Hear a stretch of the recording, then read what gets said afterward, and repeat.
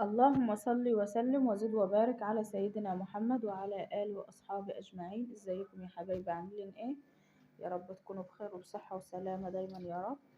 النهاردة الجمعة يا جماعة، ده الفيديو بتاع يوم الجمعة، تكملة الفيديو اللي نزل. يعني النهاردة الحد، بس أنا مصورتلكوش الفيديو يوم الجمعة لأن بعد احنا ما اتغدينا كده كان العصر الدن، وكنت نزلت رحت زيارة كده لوالدي في المقابر رحمة الله عليه. ربنا يرحمه ويرحم موتانا وموتى العالمين، وربنا يرحم موتاكم. افتكروا موتاكم يا جماعة. لو كل اللي فين وفين بالزيارة إلى المقابر، مفيش حاجة اسمها حرام بدل ما احناش هنخرج عن الملة ولا هنعمل حاجة تغضب ربنا. تمام. أنا رحت زيارة لأبويا وجبت تمويني كده وانا جاية وطلعت بقى. زي ما انتم شايفين اهو. فرشنا كده الصالة ورجعت كل حاجة زي ما هي اهي، وفرشت الانتريه اهو. وطبعا البطانية دي حطيتها هنا كده نبقى نتغطى بيها واحنا قاعدين في السهرة اهو. تمام اهو.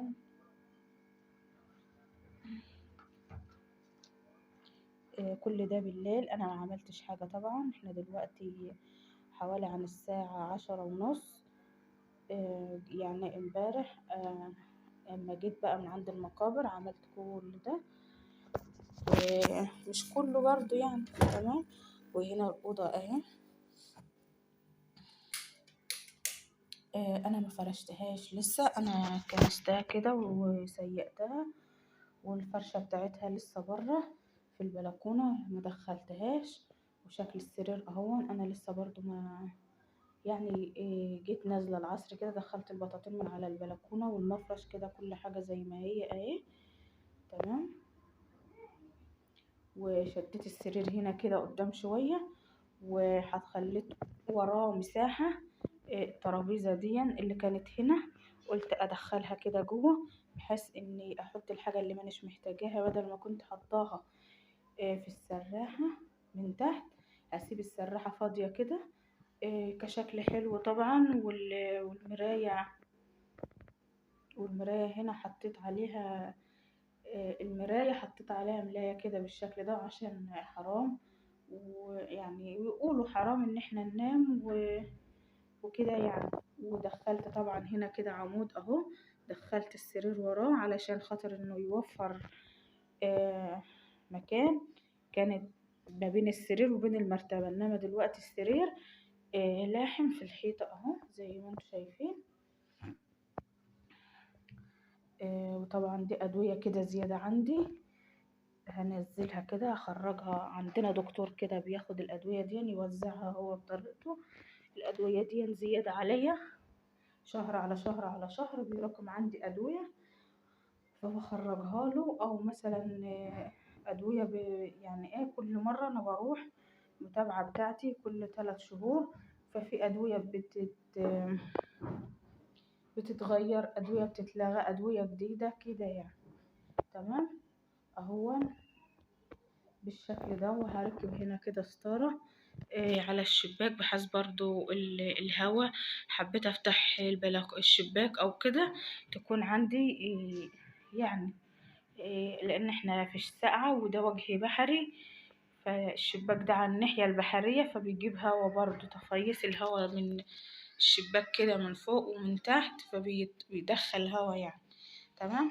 يلا بقى هنروق الأوضة دي كده، وهفرش السرير وهسيب فرش الأرضية هنا لبكرة لأنه هو في البلكونة لسه ما دخلتوش وما حمصتوش أصلا.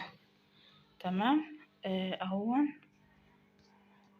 وطبعا دلوقتي يا جماعة وزي ما انتم شايفين أنا فرشت السرير كده وروقت الأوضة. لكن مش هفرش الستارة دلوقتي يعني، لأني محتاجة تتوسع شوية من فوق، لأن الضيق بتاعها مش داخل في الماسورة، لأن هي بتخش فيها ايه الحلقان الصغيرة كده دي، وانا سكتهم كده على اساس ان هي تخش إيه في الماسورة. تمام. فهي ما دخلتش الصبح كده بقى بالنهار نقعد نظبط كده مع بعض. يا اما احط البيضة، بس البيضة خفيفة. انا عندي ستاير تانية هوديها اسمه ايه، للخياط يعني او الترزي، هيعملها ان شاء الله هتكون تقيلة، واحط منها هنا وعلى شباك الصالة. تمام اهو. الصبح بقى برضو ان شاء الله هنفرش هنا زي ما قلت لكم. انا كده مش هفرش ومش هستخدم اصلا السرير هنا للنوم، لان مش هنام هنا ولا في اوضه ابني. احنا هننام في الاوضه اللي جوه مع البنات بدل ما يناموا لوحدهم. ودي هتبقى حته صغيره اهي. اما الكرتونه دي طلعت كده من تحت السرير وانا بزق يمين وشمال، فطلعت فمعرفتش اني ايه ازقها ادخلها تاني. ودي شكل التسريحه، ما عادش حاجه بقى على التسريحه دي، كده حاطه فيها التوب بتاع الولاد والمشطين كده وحاجات بسيطه. ودي بيقولوا عليها ايه، الاستخدامات الأولية، بتهديل مضمضة حاجات من دي. ودي أدوية عمرو ابني، ودي الأدوية بتاعتي حطاها هنا كده في الكيس.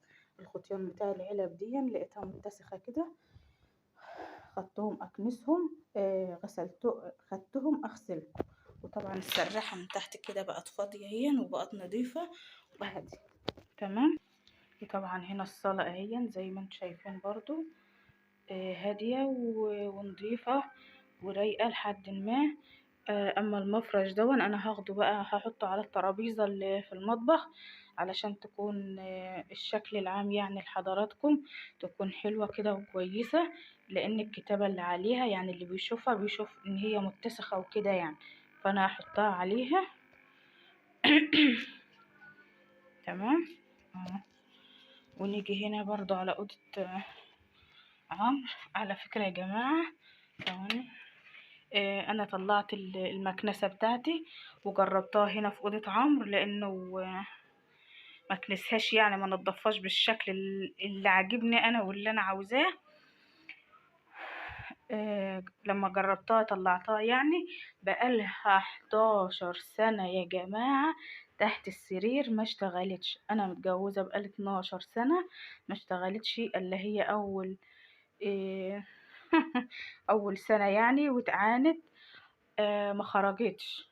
تمام. وانا بظبط السرير قمت انا مطلعاها وجربتها هنا ولقيتها جميلة واشتغلت مش بايظة ولا حاجة.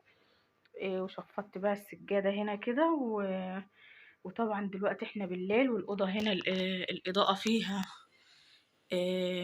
مش ظاهرة قوي. بالنهار طبعا هبقى اصور لكم فيها اهو.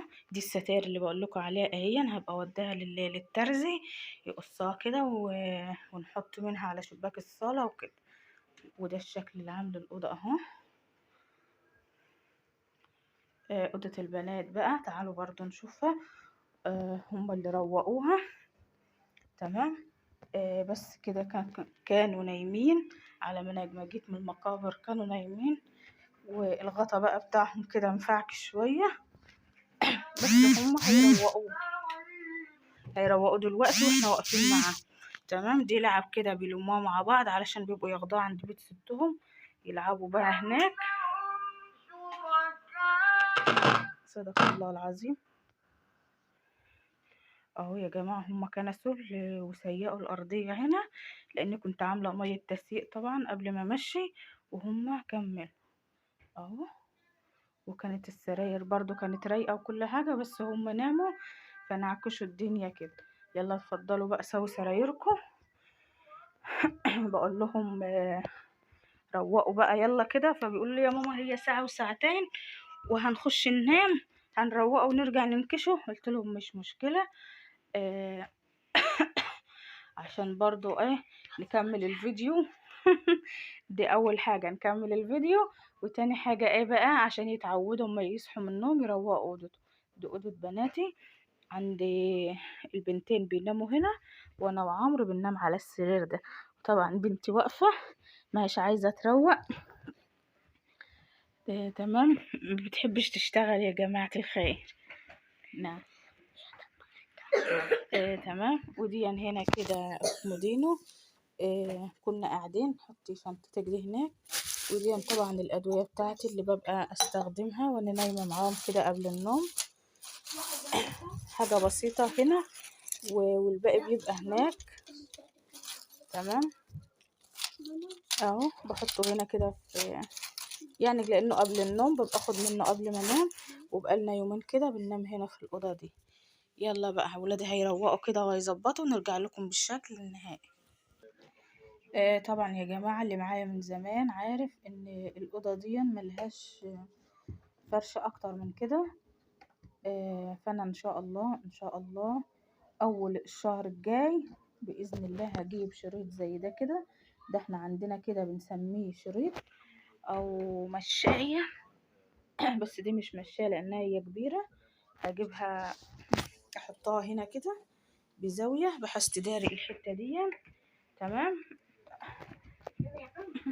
هما بيروقوا يا جماعة، فهم قالوا احنا مش هنطبق لانهم هما هيناموا، فهم هيفردوه كده على السرير بس كده وخلاص. تمام علشان برضو مع ساعتين ولا حاجة وهننام برضو.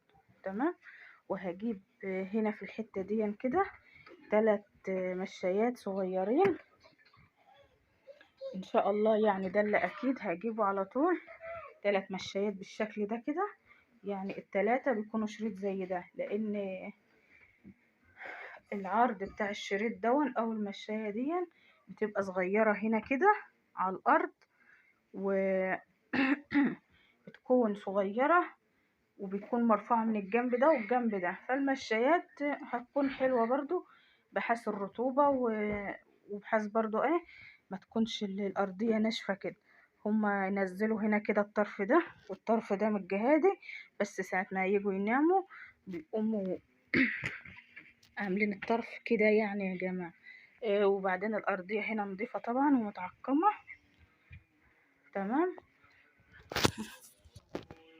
وكده يا جماعة ده أول سرير خلص أهون. سرير البنات زي ما قلت لكم ما بيعملوا الحرف ده من هنا كده، أما من الجهة دي بيكون قصير. والتاني السرير التاني برضو أهم لسه ما زالوا بيعملوا أهون اهو يا جماعة زي ما انتم شايفين خلصوا السراير اهو. يعني معلش يعني لو هم مش مروقين حلو او ما هماش فرشين حلو، المهم ان هم عملوا. والمهم برضو ان انا قلت لهم اعملوا وغصبت عليهم وعملوا. خلوا ولادكم يعملوا يا جماعة، خلوا ولادكم يساعدوكوا دلوقتي او بعدين. ولادكم هم سندكم احسن من اي حد طبعا، ومحناش ضامنين دخول اي حد علينا في اي وقت. تمام. احنا دلوقتي بالليل يعني يعتبر بالليل ما ينفعش ان انا اصلا اروق سرير. يعني المفروض دلوقتي اقول لهم خشوا ناموا.